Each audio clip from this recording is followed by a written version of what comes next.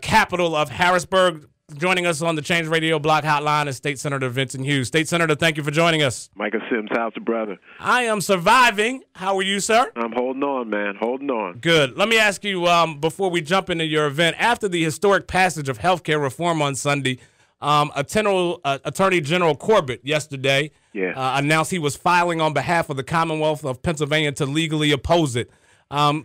Your thoughts, Senator, on the Attorney General's actions and about the overall health care reform bill? Well, Mike, it's really timely that you brought this issue up. That shows you're really paying attention to the news wire.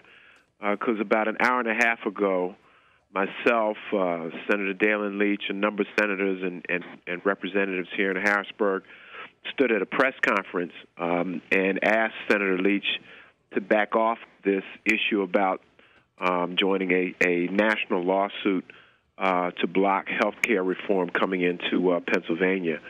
We think his steps are misguided. We think they're wrong-headed, and they do not represent the issues and the needs of the folks of the Commonwealth of Pennsylvania.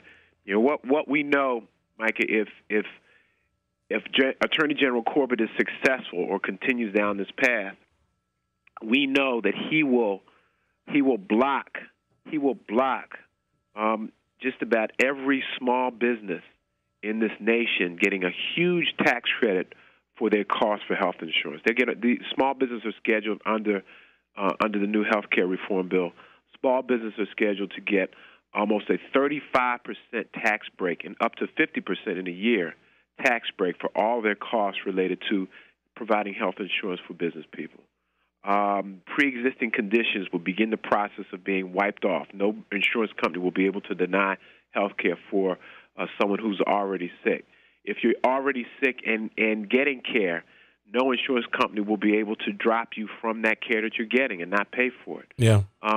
If Attorney General Corbett is successful, the huge amount of relief that is on the way for Pennsylvania citizens and for folks all across this country will be blocked.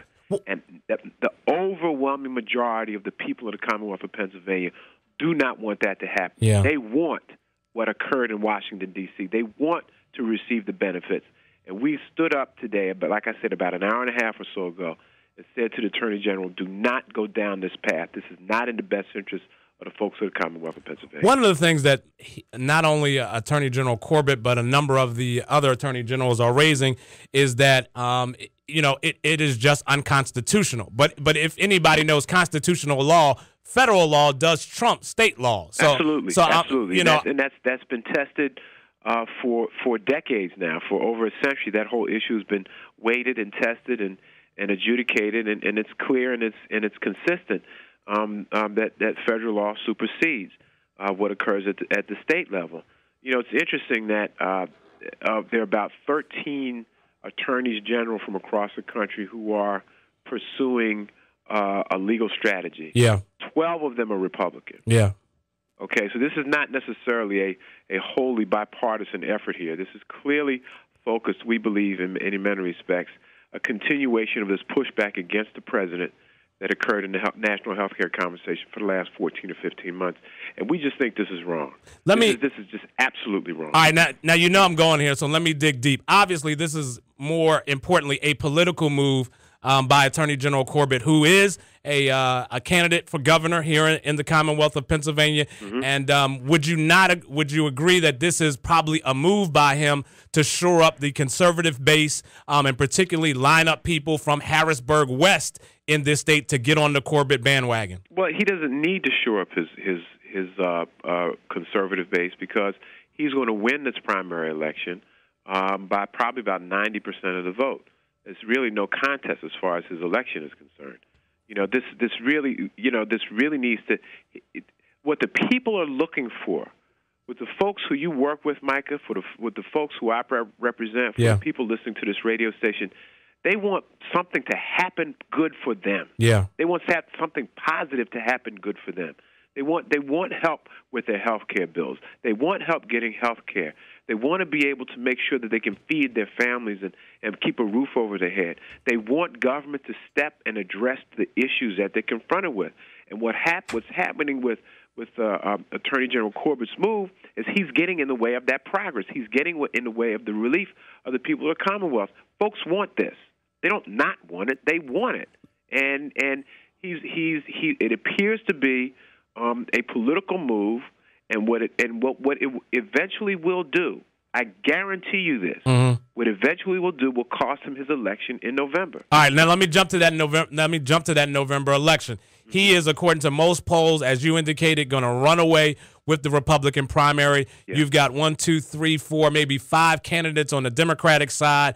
How do you guys slow him down, and what candidate is best amped to overcome the Corbett push and keep a Democrat in the governor's mansion? I don't know which candidate is best at this point. I do know that those individuals who stand up strong and aggressive for the needs of the people of the state are the candidates that the voters are going to respond to. So at this point, that's what I know. At this point, you're not particularly backing any of them at this point in time. We're still talking to folks, trying to get clarity on positions and where they stand on issues, and where they stand on a strong public education system, where they're strong on economic development in distressed communities, where they stand on health care, because a lot of the stuff that's being done in Washington is going to have to be implemented in Pennsylvania, where they stand on the environment, all the important issues that everyday folks who are walking around in the neighborhoods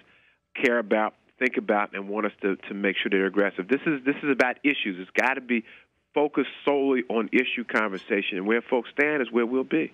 I recently saw, State Senator, that the Democratic caucus has seemingly organized itself to help move the budget process along to make it a lot smoother, hopefully to achieve passage on time this year. Yeah. Can we expect a budget passed on time this year? It'll be passed on time. Got to be careful what's in it, though. Okay. It'll be. I'm pretty much guaranteed that it'll be passed on time. If it's late, it'll only be late by a day or two. Okay. There won't be anything replicating last year. But we always got to be careful. On time is fine. That's good. But you got to be careful what's in it. Okay. It's like bringing the food to the table. And you're at a restaurant and you want your food delivered promptly, but you got to be careful if the soup is hot or cold or not. Okay, or whether it's been cooked appropriately, Yeah. You got to be careful about the details. The devil, as is always the case, is in the details. He's hiding in the details. Yeah. All right? And so we always got to be careful about that. With the candidacy of State Senator Williams for governor, the absence of former State Senator Fumo, are you going to be moving into a greater leadership role in the state? Listen, I get, you know me. I'm going to always ask you the questions that nobody else wants to ask you. Because we need to know. Because at this point in time, somebody has to be the go-to guy in Harrisburg. Are you going to move yourself into a greater leadership role in Harrisburg to provide even more and greater resources for the city and for the state? We're going to continue to advocate for all the things that we've been advocating for, and if the Lord is smiling upon us, He'll give us more responsibility. Okay, that was quick, short, good talking point to the point. Okay. You still didn't answer me. You never know what look, I'm committed to the legislature. I'm committed to the Senate of Pennsylvania. I'm committed to doing my work. And if it is His will, I'll move up. And the only reason I raise that, Senator, as I just look at everything in its honest reality where we are right now, Corbett is really edging forward, and unless the Democrats begin to really see it and get organized and move, it could be a tough road to hoe. With the potential of a Republican in the governor's house, it is so critical that we have strong leaders in the Senate and in the House to make sure that we are that the city is well represented, and that the people who are oftentimes forgotten, the less fortunate, low-income people, are represented as well. And that's only why I raised that question. And I understand that, and that's natural curiosity, and it's appropriate, but you got to do things for the right reason. And we're doing all we do. We try to do it, make sure it's being done for the right reason. But I've also learned this, Micah. It ain't in my hands. Yep. Okay. This is after being in Harrisburg since first Tuesday of January of 1987. If he wants me to do this, he wants me to move on, I'm going to do that. Right. Okay? Yep. You know, we'll work hard, stay focused, keep doing the programs like we're doing this coming Saturday with the financial aid for college piece, keep working with my colleagues to bring, you know, a more cohesive and unified fashion to the fore so we can get the job done that we need to get done. And if he wants me to carry more responsibilities, I'll do that. Senator Hughes, this is Chris. I have a quick question. You know, me as a 23-year-old man, paying back college, you know, loans or whatnot, you know, talk more about the workshop that you have going on this Saturday and how important is it for especially Pennsylvania residents to be aware of all of the resources available to us, because I know that I got loans that I may not should have gotten, you know, that some scholarship or grant that I wasn't, you know, that I didn't have access to. Can you talk some more about the importance of, you know, getting all your resources before you go off to college and, you know, setting everything up? Chris, that's a good question. It's real simple, man. We're at the School of the Future on Saturday, this coming Saturday, from 10 a.m. to 2 p.m. It's our Show Me the Money program, Roadmap to Financial Aid for College. We do this every year. We've been doing this for at least 10 years, if not longer. And all we know is that our young people and our families wait too late to in the process for trying to find the resources to send their young people to college. And what we try to do is pull in one program, in one environment, all of the resources available that can help folks and their family members find the scholarships, fill out the forms correctly, do the right paperwork, be connected to the right people so they can get their paperwork in. So we're doing that this Tuesday. We're going to have college financial aid counselors from just about every college and university all across Philadelphia and southeastern Pennsylvania who will be able to provide one-on-one attention. Hear me now, Chris. I'm sure this will mean something to you. One-on-one attention. Yeah, that's big. Okay? That's really big. To family members to help them with this, help them through this process. Yeah, because when I came out of high school in 2003, I wasn't aware of deadlines. I wasn't aware of of official forms being submitted to these colleges and universities. And I actually went to a college that was out of state, and that was $20,000 a year. Oh yeah. And it was very, very tough time, especially with coming from a single parent home in South Philadelphia. I couldn't. It was only but so long that I could be in that school, and then I had to come back and reset. And it was a lot of things that could have been prevented if I was aware of certain option that was open to me at that time. So that's we're working, our office, Congressman Shaka Fattah's office, and we're all working with the mayor. Because, the mayor has this big initiative about increasing dramatically the number of Philadelphia folks who go to college. And we're all working from various facets, but from a coordinated perspective to drive as many of our young people, to get them the resources, and many not so young people. The community college system is bulging right now with folks who are going back to school, trying to retrain and retool their skills and get their education set for what may be a new workforce environment in the next year. So we are working all together, finding the money, creating the programs, making sure that everybody knows how to fill out their forms correctly, make sure they get it in on time, finding new resources to help young people and their families deal with this. It is. You have to pay attention. You have to read the mail that comes in. If you're a college student or if you're a parent or a guardian of a college student, you have to read the mail that comes in. You have to pay attention to all the details that's provided you.